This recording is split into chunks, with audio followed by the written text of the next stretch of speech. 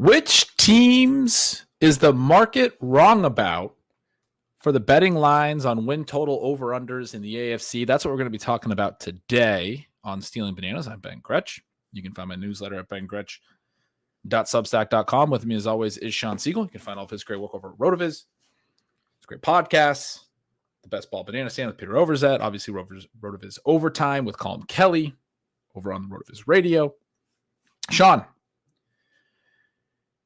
we're going to talk through the win total over-unders. We've done this type of a show in past years, I think a couple of times in the past couple of years at different times in the offseason. It's basically just an excuse to talk through which teams we think might be better or worse than them, like seems to be expected. And when we say the market, we're talking about the betting market. We're talking about win total over-unders, which is a very popular way of looking at regular season success, right? You can also look at odds to win the Super Bowl and things like that. But for fantasy football purposes, we're mostly thinking through regular season success. That is going to weigh in the divisional opponents, right? And so we're recording this on Tuesday morning. We'll have some shorts out and some different content out by the time people are listening to the full episode. They will, in all likelihood, know the schedule, which is releasing on Wednesday evening. We do know who the teams are going to play. So it's not, I mean, the specific order is not as relevant for this conversation, but the divisions, how they align is very interesting. Like the AFC South is a division that we wanted to talk about. It's one that I was talking to you about as I was bringing up this topic as one that we might discuss here. Because I think it is a division that is on the rise and could be really good this year. I mean, the Texans, I think, are for real, or potentially the top team to contend with the Chiefs in the AFC. I know some people will disagree with that. We can talk through that a little bit. The Jaguars are really good sort of bounce back bet this year, where they were a popular team last offseason, struggled a little bit, didn't quite live up to expectations. And now I think they're probably a little bit undervalued or underrated, or however you want to say that. And then the Colts looked really great in the first year of Shane Steichen's tenure. Anthony Richardson only got to play 4 games and only played more than half of the snaps in 2 of those. So it is a really small sample, but he looked good. And so you have to be, I think, optimistic about the Colts as well. The Titans, not so much fun. But one of the things about the AFC South, for example, is they line up with the AFC East, which isn't a super tough division. You have, obviously, the Jets could be better if Aaron Rodgers stays healthy and they actually make good on the promise of the Aaron Rodgers experience. The Dolphins and the Bills are, and the Patriots probably going to be better this year as well. So maybe the AFC East is a little underrated, but then they also get the NFC North, which is, also one that could be a little bit better this year, but I think is probably not super tough. And so that is one of the reasons I look at the AFC South and I go, well, I mean, they don't have to play, the AFC North, for example, is a really strong division, has been the last few years. They don't have, the AFC West has to play the AFC North. The AFC South plays the AFC East. Anyway, we know those things. We can talk through those things. It plays into this over-under. But ultimately, Shawn, we're just sort of talking through some of the teams that we want to highlight that are worth discussing, that are maybe being overlooked a little bit as their off seasons have come, not to a close yet, but come together. We have the free agency period obviously already hitting. We have the draft hitting. By this point, most of the key moves have been made. There will be, a few small trades and a few signings the rest of the offseason, but the big team building tentpole moments on the schedule for this offseason have already happened. And so we get to this point where, as the schedule is being released this week, we can talk through which of these teams are maybe being overlooked, which ones are maybe overrated. And we're going to start with the AFC, where there's a lot of interesting ones to discuss. And Ben, you mentioned the AFC South. As I was looking into some of the work that these teams had done that maybe was a little bit lower profile, you find that the Texans and the Colts did a lot to sort of beef up on that defensive side of the ball across both free agency and the draft. And I think that when you put those pieces within the context of how dynamic these offenses could be, and the Texans, they do that work on the defensive side of the ball, but they also add Stephon Diggs.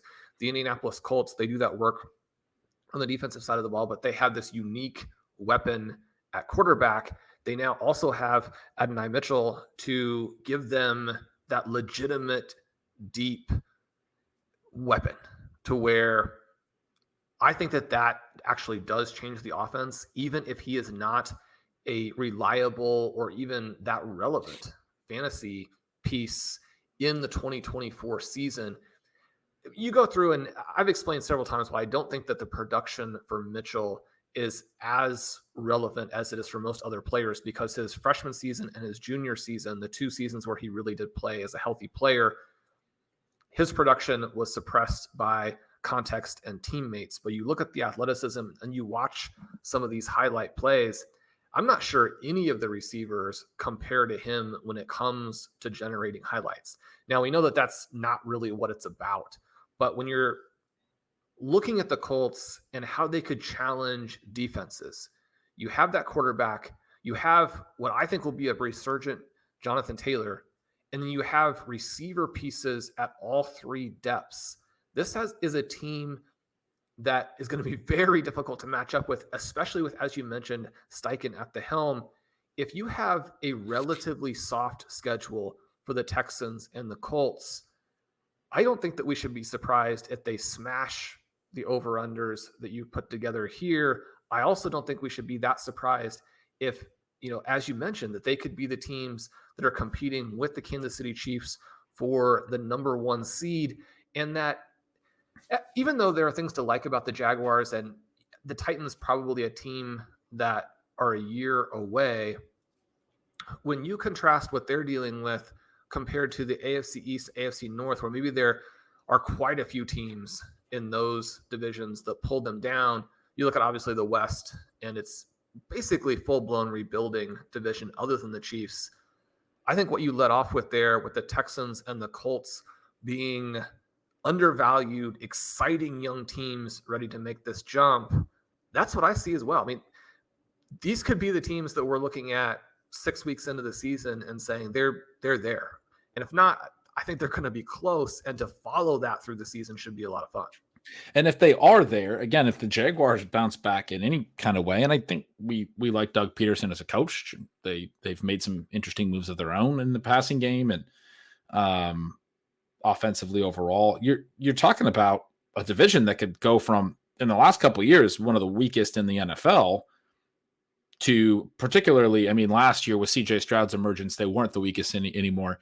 And now in 2024 could pretty quickly be one of the best, especially if somehow the Titans are interesting, but they're the one that I'm kind of treating as an also ran. But the other 3 could compete with basically any other division's top 3 teams. I mean, that's certainly plausible, which is really interesting. But you get to a good point here. I was sort of filibustering on the introduction because I wanted to circle back to a point that I didn't make in the introduction particularly well or explicitly say. But the reason we like to do this exercise, Shawn, is because it so obviously ties into fantasy. And so, like, as we're talking about the teams and who's actually good, it's such a fun exercise to do earlier in the offseason, because these teams that do wind up being a lot better than expected can be the ones where there's a very lucrative opportunity because they're being undervalued in fantasy. There are a lot of teams that are very overlooked in fantasy right now in the early drafts, and they will probably continue to be because the market doesn't think they're going to be very good. But we know that the NFL seasons are chaos, right? The offseason and year over year, there's a lot of change in who's good and who's bad.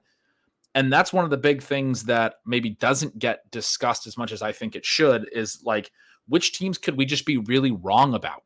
Or it could be a lot better, particularly a lot better than where they're being valued overall. I don't know that the Colts and Texans necessarily fit that. The Texans over under is at 9.5. It is high, and it's been bet very heavily to the over. I'll say at times during this podcast, it's juiced to the over. That means over at DraftKings, if you want to bet the over 9.5 wins on the Texans, you have to pay minus 140 pricing. They would be plus money if you wanted to bet the under. So the market does like them to be at least a 10-win team. The Colts are a little bit different. They're down at 8.5 wins, and they've been bet to the under, and their over 8.5 is actually plus money. And that's another one that I do really like. That's one of the biggest, that I think actually is the biggest plus money one that I highlighted as one where I disagree with the market. And you just did a great job of explaining why. But these are two teams. They have the rookie QB contract that we've often talked about that rookie contract window. And they were able to add, as you mentioned, the Texans. They went out and got Danielle Hunter, who was one of the biggest defensive ends available, and they got Danico Autry as a third rotational DN. Because the big thing for them last year, they didn't just get Stroud, they also got defensive end Will Anderson in the top 10, and then he won Defensive Player of the Year, or Defensive Rookie of the Year. They won both the Offensive Rookie of the Year and Defensive Rookie of the Year last year. Then they acquired two more defensive ends. Autry is going to essentially be sort of a rotational one. They're going to be able to rush the passer, even if they have some injuries and things like that.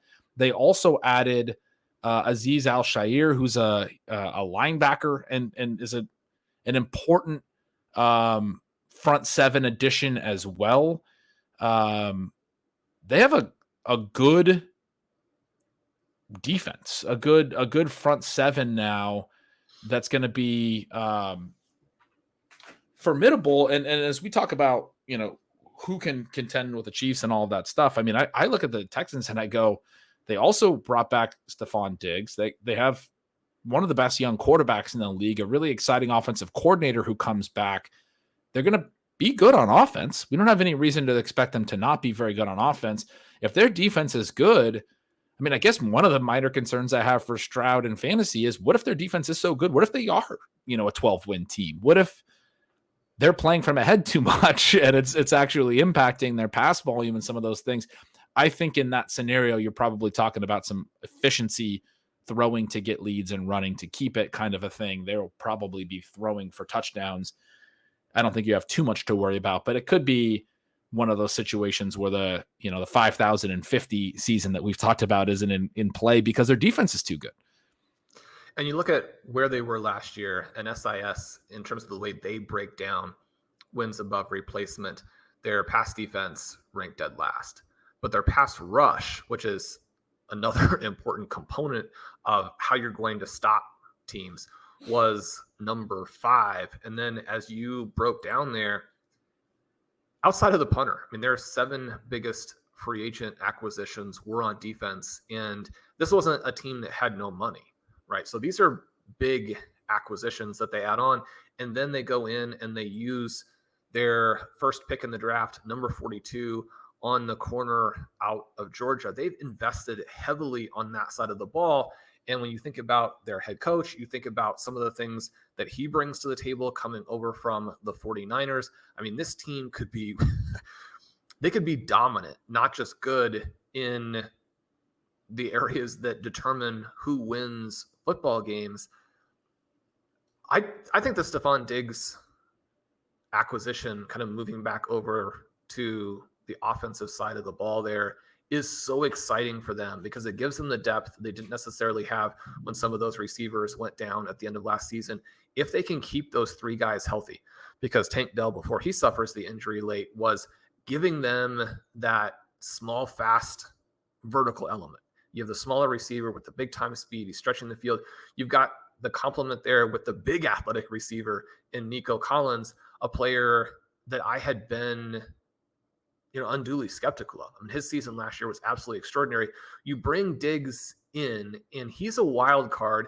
He is getting closer to that range where, I mean, you could see the production collapse at any point. And yet, even though he was the guy who got crushed by the offensive coordinator change for the Bills mid-season last year, I mean, based on just how good he is and then based on personality, would we be surprised if at least the very first season that he has in Houston is a little bit of one of these revenge seasons, just from the perspective of not even trying to prove it to any individual team or person, but that he goes out and just absolutely lights the world on fire with CJ Stroud, who, I was making the argument with about a month to go before all of the injuries really mounted for Houston that he could be the MVP as a rookie.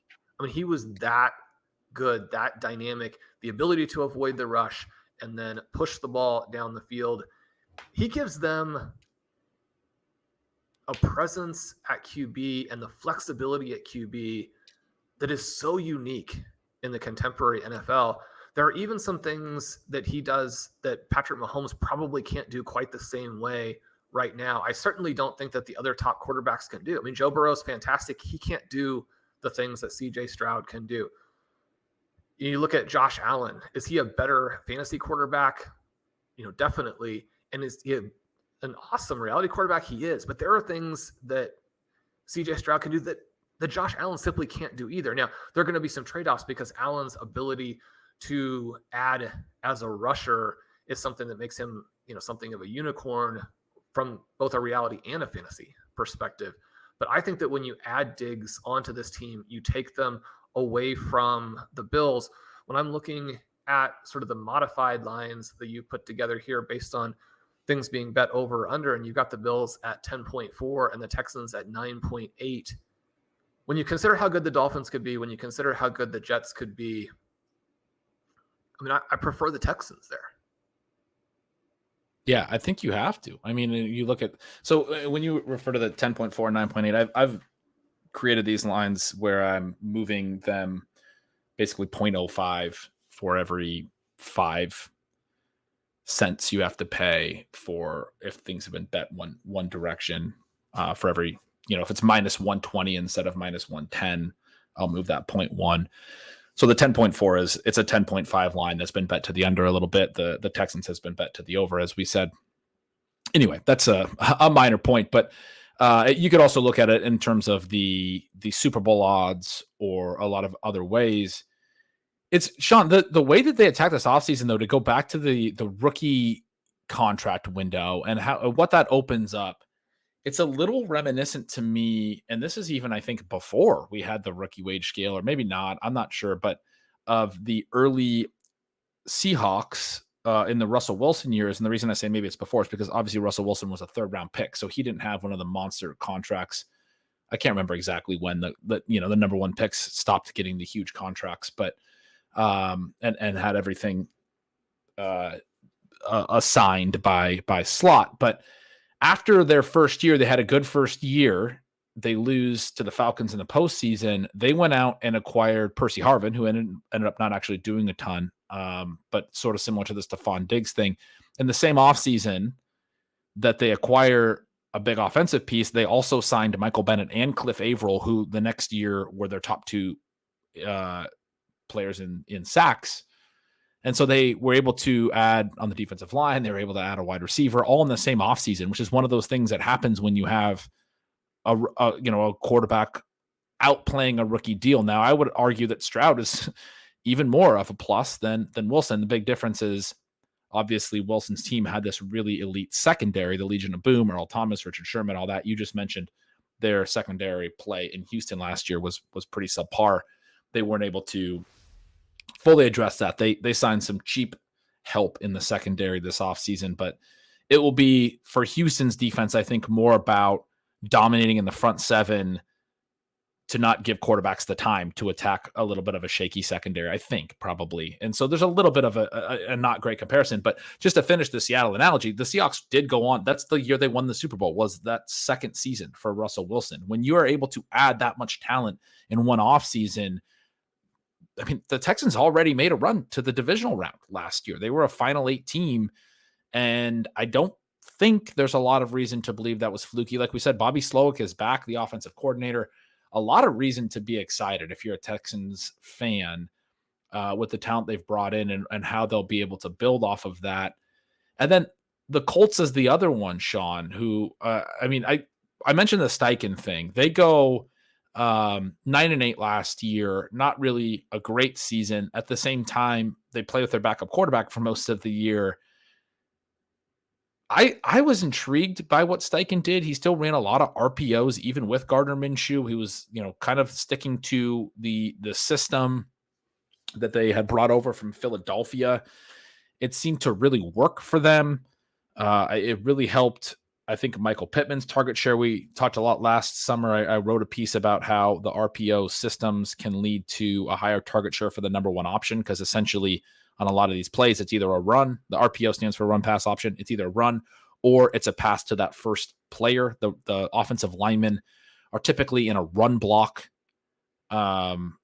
mode, which means they're blocking downhill as opposed to pass blocking. They're usually backing up. And so you get the issue on RPOs where you can get the ineligible man downfield penalties if you don't get the ball out quick. So it's a quick read where you're either giving the handoff or you're pulling and throwing now, because you can't let those offensive linemen who don't know where the ball is and are blocking straight ahead in a run blocking sense, you can't let them get too far downfield. And so that means that if it is a pass, it is going to go to the first read often. There was a lot of data that backed that up. We saw, I think, Michael Pittman benefit from that quite a bit last year. If you look at Pro Football Reference's numbers, the Colts finished second in pass attempts off of RPOs. I say all that to say that I think it's really interesting. They had a lot of success with that, and they did it with Gardner Minshew. And I think if you add in the dynamism of Anthony Richardson to that plan, and you add in a healthy, motivated Jonathan Taylor, who obviously spent the first 3 weeks on PUP, but does end up getting his contract later in the season. Jim Irsay just apparently didn't want to pay him in the summer and wanted to win the standoff and show that he was tough, but he still wound up giving in season and paying Jonathan Taylor. And Zach Moss is now gone, and Zach Moss had started to play well, and so that complicated things when Taylor came back. I think you look at Taylor going into this year and you're saying, okay, he's a good bet to bounce back and be a really big factor in the 2024 NFL season, especially within this scheme, especially within Anthony Richardson's mobility and how that can, within an offense that emphasizes Anthony Richardson's mobility and how that can play into the running back efficiency. They added Mitchell, as you mentioned, to Pittman, to Josh Downs. They love to do their rotational tight end stuff, but they got some interesting, tight end athleticism as well. They should have Jelani Woods back. They have Will Mallory, who was a rookie last year, who did a couple interesting things. They have Kylan Granson still. They still have Mo Alley Cox for some reason. They're paying him like $8 million. The Colts roster is hilarious, but it actually is a good offense. It's a fun offense, and the fact that they were able to go 9-8 last year, I think, is a testament to that, considering the injury to Richardson and a lot of the planning on the fly and not having Jonathan Taylor and all of those things. And so, those are two of the teams that seem like really good bets to surprise this year and be better than expectations. When you, again, are looking at how the roster is structured, the Colts, because they have those offensive pieces in place and because the 1 second-round pick can give you that final amplifier there on the offensive side, they make 4 big defensive signings and use their first-round pick on a defensive end. This is a team that was number 3 last season in pass rush war, middle of the pack in overall pass defense war. And if we're talking about how do you go from there to building a power team, a team that can win in a variety of ways, as opposed to having to win shootouts or having to keep the score down and be lucky, or having to have your coach really be better than the other side of the sideline in terms of what you're doing tactically and schematically, that would be the way that you build it out. So for me, the big question about the Colts is going to come down to Anthony Richardson, because he did come in with historically bad passing numbers and these huge accuracy questions. He also didn't scramble as much, I think, as people are under the impression that he did. Now, he had some very dynamic runs, and this is one of the reasons why he just is so wildly trendy in fantasy. Obviously, in that first month of the season, last season, or in those 4 games that he does play, He looks extraordinary from a rushing perspective. But I think that the unanswered questions are still mostly at the quarterback position. Can he stay healthy? Can he make this cast of characters that is very strong around him? Will that work? He's going to have to take the next step. And so anytime you have a QB where the question mark is passing, that's going to be difficult, right? That's going to be a question that you have to answer in the affirmative. And we know that there have been so many occasions where coaches have said, give me the guy who's an athlete, give me the guy who is the ridiculous talent, we'll teach him to do what he needs to do. And then, 7-8 years later, those guys are reemerging as good tight ends. I'm not in any way, shape, or form saying that's what's going to happen here. But when we're thinking about the range of outcomes for the Indianapolis Colts, the guy right there at the center of it is the QB, and it'll be fun to watch his development. I think that there are some huge risks. I hope he's successful because it just make this team a lot more fun. One of the things we did talk about last offseason was that having Gardner Minshew behind him at least provided some stability and a little bit of a floor in case there was an injury there, or Richardson wasn't good enough, needed to be benched, what have you. They did go out, they lose Minshew, but they did go out and sign Joe Flacco this year, which is another, I think, minor element where if Richardson were to miss time again, we saw Flacco play pretty well for the Browns last year, and I think in a good system could probably do that again. So that's to me, it's very similar to the Minshew thing from last year. I just wanted to throw that in as well, where I agree with you. The questions are at the quarterback position. I like that they addressed the backup spot. That does wind up becoming pretty relevant in some of these cases. And they went out there and made sure they had a number two that played well last year, at least.